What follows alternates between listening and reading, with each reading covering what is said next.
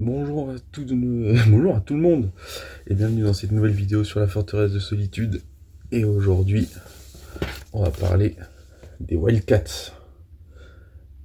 Wildcats Origins volume 1, entièrement dessiné par Jim Lee, avec dessiné entièrement par Jim Lee, mais Jim Lee aussi au scénario avec Brandon Choi. C'est sorti chez Urban, une version de luxe, donc ça c'est ce que j'avais dit, j'avais chopé en occasion à Strasbourg. Derrière, il y a le volume 1, le 2 et le Evolution qui... là-dedans, il y a aussi Jim Lee, Brandon Choi, mais je crois qu'il y a un autre dessinateur entre-temps. Et là-dedans, c'est le Evolution où il y a Alan Moore et Travis Charest au dessin. Travis Charest qui avait fait du Flash dans les années 90, mais qui avait été, je crois, viré par DC parce il était pas assez rapide. Et il s'est retrouvé du coup chez Image, comme tous les dessinateurs des années 90. Je pense que ça a été une vidéo assez courte parce que y a pas grand chose à dire en fait. Il y a une équipe, voilà, là il y a les Wildcats qui vont se battre contre les démonites et c'est les gentils contre les méchants quoi. À savoir que il y a deux parties. Donc là vous avez toutes les personnes impliquées. Hop. J'avais pas remarqué, mais il y a plein de coloristes. Donc la table des matières. Voilà. Alors à noter que l'édition est très très bien faite quand même. Donc là en fait vous avez les numéros. Et en fait là vous avez une partie du numéro 0 au numéro 4. Où c'est la première partie. Où c'est un peu de l'introduction, etc. Et vous avez la deuxième partie qui s'appelle Instinct de mort. Où en fait vous allez avoir les séries Wildcats et la série Cyberforce de Marc Silvestri qui vont se croiser en fait. Et donc voilà. À noter que le numéro 0 est sorti après, ça date de juin 93 alors que le premier numéro est sorti en août 92. Bref. Le numéro 0 en fait il est... je pense que ça a déjà été dit ça, mais il est un peu... il est pas en HD quoi. Donc a priori ça devait être des copies...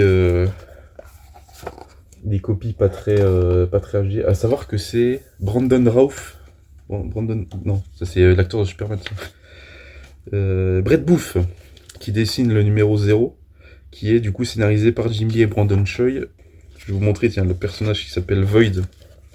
Là, c'est du Brett Booth. Hop. Voilà, ce personnage-là.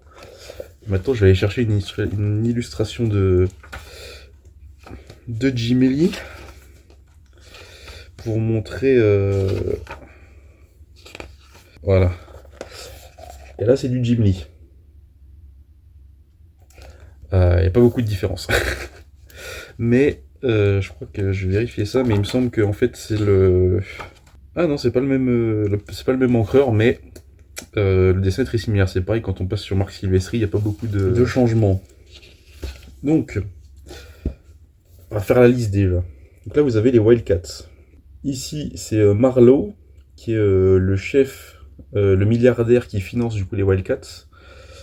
Ici, c'est Vaudou, qui est une jeune femme que les Wildcats vont aller chercher dans le numéro 0 parce qu'elle a le pouvoir de détecter les démonites, vu qu'en fait ils ont une apparence humaine. Et par exemple, très bon exemple, Spartan, qui est ici en fait c'est un robot, c'est un humanoïde, comment il l'appelle? C'est un humain synthétique, c'est un robot quoi, mais il a une apparence humaine. Ici on a Zealot, et les démonites, comme les Wildcats en fait ont une apparence humaine. Et du coup Vaudou a la capacité de les détecter sous leur forme humaine quoi. Donc Marlowe, Vaudou, Spartan, Zealot, Maul, il y a Griffer là, Grifter, je sais plus comment il s'appelle, Grifter, il y a les noms derrière.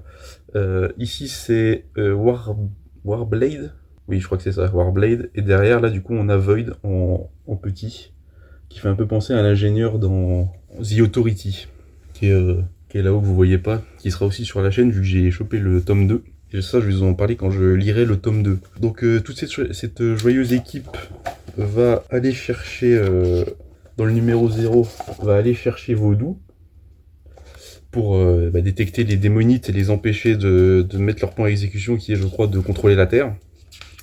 Parce qu'ils sont très très méchants. S'il y a quelque chose à retenir, c'est que c'est les années 90, donc par exemple le design de Vaudou. Donc ça c'est le numéro 0 qui est sorti après. Alors que dans deuxième, je crois que c'est que dans la deuxième partie où elle a un costume un peu typé Malicia. Rogue, c'est Malicia en VF, je sais plus. Donc des X-Men, sachant que Jim Lee sortait forcément de chez les X-Men, donc il y a des petites mises en parallèle à faire. Oui, sachant que ça je l'ai pas notifié, mais Marlowe est un nain. Première fois que je vois un nain dessiné en comics. C'est une bonne initiative, hein. C'est juste, c'est pas, je crois que c'est pas, comment, c'est pas exploité en disant c'est le nain milliardaire. Non, c'est juste, il est comme ça et on s'en fout. Typique des années 90 finalement. Mais je pense ce qui pourrait résumer le comics, c'est très très bas du front, c'est excellemment joli, vu que c'est du Jim Lee forcément, hein, qui était la superstar des années 90 et qui là on sent vraiment qu'il se donne à fond pour sa propre création, quoi. Mais il n'y a pas de... Il y a aussi des pages comme ça qui sont en verticale. Hop, j'essaie de vous montrer au mieux. Tac, tac. Hop, il y a beaucoup de pages en verticale. Et je crois que ça a été un des premiers éléments déclencheurs du départ de Silvestri et non, c'était McFarlane au début, vu que c'est lui le fondateur d'Image, qui avait fait justement des pages en verticale pour Spider-Man, où Marvel lui avait dit non, redessine-nous tout ça, on veut pas de vertical, fais-le en format classique. Et McFarlane il a dit non merci, et il s'est barré après ça. Hop là, on a une magnifique page de Zelote. S'il y a un personnage que je retiens et qui est encore dans l'univers d'ici maintenant, c'est Zelote. Alors bon là c'est les années 90, donc elle a le string chancré à mort. Très très Jim Lee dans le texte. Il y a aussi des pages comme ça, des pages simples. Ouais, c'est pas très profond, quoi. C'est juste c'est les gentils contre les méchants et ça fait la bagarre. Avec un skin différent des X-Men, on va dire. Je pense que vraiment le Maul, c'est Colossus. Spartan, qui est le chef, c'est Cyclope. Il y a un Zelote, je pense que Zelote c'est la plus originale. Grifter, c'est Gambit, clairement, hein. Il a le masque et tout, il a la coiffure. Magneto, je pense, ouais, en fait, il a juste fait un Magneto, mais en un, quoi. Et Vaudou, potentiellement Storm. Warblade, c'est un peu d'un mix, et pour moi, Void, c'est l'ingénieur, c'est les précurseurs de l'ingénieur dans The Authority.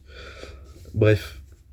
Et pour le coup, le seul personnage rescapé, c'est Zelote, quoi, vu que pour moi, c'est la meilleure Wildcat du lot. Elle a beau être, non, je dirais pas sexualisée, elle a beau être très sexy, et forcément que les dessins de Jim Lee, ça met ça en parallèle avec les formes généreuses, etc. Alors, genre, par exemple, là, il y a une planche où il y a son cul en gros plan, et derrière, après, il y a ses nichons. Voilà, quoi. C'est les années 90. Mais c'est que de la façade, et elle est... j'allais pas dire elle est ultra développée, mais elle a ce truc meuf badass en plus de ses formes généreuses, quoi. Et pour moi, c'est le personnage que je retiendrai le plus, et c'est le seul qui est encore dans le Dawn of Green Arrow Black Canary. Elle est dans la série Birds of Prey. Donc bon, elle a changé de design entre temps, vu qu'ils allaient pas lui laisser une tenue où elle est à moitié à poil en 2024, quoi, mais... ou 2020, c'était sorti en 2023 non, c'est sorti en 2023, Birds of Prey, je pense, enfin aux US, et nous en 2024. Les Wildcats font leur vie entre temps. Il y a quand même Spartan qui se fait dézinguer. J'essaie de vous chercher la planche. Je crois qu'il perd un bras, et du coup ils sont obligés de le reconstruire dans le voilà. Hop. Là on voit là il a perdu un bras, etc. Il est bien amoché, du coup ils sont obligés de le reconstruire après. Ensuite on part sur Instinct de mort. Du coup il y aura la série Wildcats et Cyberforce en crossover. À noter, et là, je pense que c'est le plus gros flex de Jimmy Lee. Vous avez cette double page, sauf que, hop là, ça va être un peu technique. Et en fait, vous avez une quadruple page qui se déplie. Je vais essayer de la... Hop. Vous avez une quadruple page de zélotes et de grifters qui rentrent dans un bâtiment. Et dans le numéro 5, il y en a deux comme ça. Et c'est un prologue et franchement c'est juste je pense que c'est juste un gros flex de Jimmy de regarder, je peux faire une quadruple page dans mon comics, je fais ce que je veux. Et je pense en fait ça va être ça le plus gros le meilleur résumé de Wildcat, c'est on n'est plus chez les Big Two, on fait ce qu'on veut, autant au dessin qu'au scénario, même si le scénario est basique as fuck. Sachant qu'en fait dans le Instinct de mort, en fait, ils vont se retrouver avec la Cyber Force de Silvestri. Donc là, il y a la deuxième double page, donc vous avez ces pages-là. Et après, vous avez... Hop. Vous avez encore une quadruple page. Hop là. Je vais vous montrer. Vous avez des quadruples pages comme ça qui sont... Pour ma part, je pense que c'est purement du flex. Et je pense que c'est un peu le point du bouquin, en fait. C'est juste... je m'appelle Jimmy Lee, je suis une superstar et je flex avec mes dessins, etc. Le scénario un peu moins, vu que c'est très très bas du front et c'est très gentil contre méchant, etc. Et du coup, dans la première partie, juste, ils affrontent un démonite qui s'appelle... Oui, sachant que ce sont des Kérubim, les Wildcats, il me semble. En gros, ils affrontent un démonite dans la première partie et ils en viennent à bout, etc. Et dans la deuxième partie, il y a une membre de Cyberforce qui s'appelle Misery. Non, j'ai perdu son nom. Il y a une membre de l'équipe, voilà celle-là, ce perso-là, qui en fait est télépathe et manipule les membres de la Cyberforce pour les amener à faire ce qu'elle veut. Et du coup, forcément, ça va partir en affrontement, sauf qu'à un moment, en fait, elle était anciennement avec Warblade des Wildcats, et donc elle a, à un moment, elle lâche son... Par exemple, ça c'est du Silvestri, ça. À un moment, donc ce personnage-là lâche son contrôle télépathique sur toute la Cyberforce pour le mettre à pleine puissance sur Warblade. Sauf qu'en fait, comme elle lâche tous les autres, ils se rendent compte qu'ils ont été manipulés, etc. Et elle se fait vaincre comme ça. Sauf qu'en fait, elle était manipulée par un ancien docteur qui s'appelle le docteur Richthofen, très allemand tout ça, et qui forcément, elle se sacrifie pour son équipe, et les Wildcats et l'équipe de Cyberforce se quittent bons amis après cette malencontreuse bévue. Et c'est...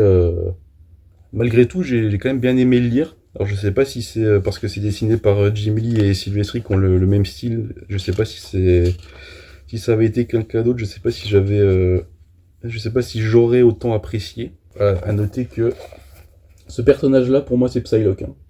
Elle a le même pouvoir. Elle fait des lames psychiques, etc. Je vais essayer de vous trouver une dernière double page pour vous exploser la rétine un peu. Sachant que là, c'est du Jimmy Lee, c'est le dernier épisode de Jimmy. Je sais pas s'il y a une double.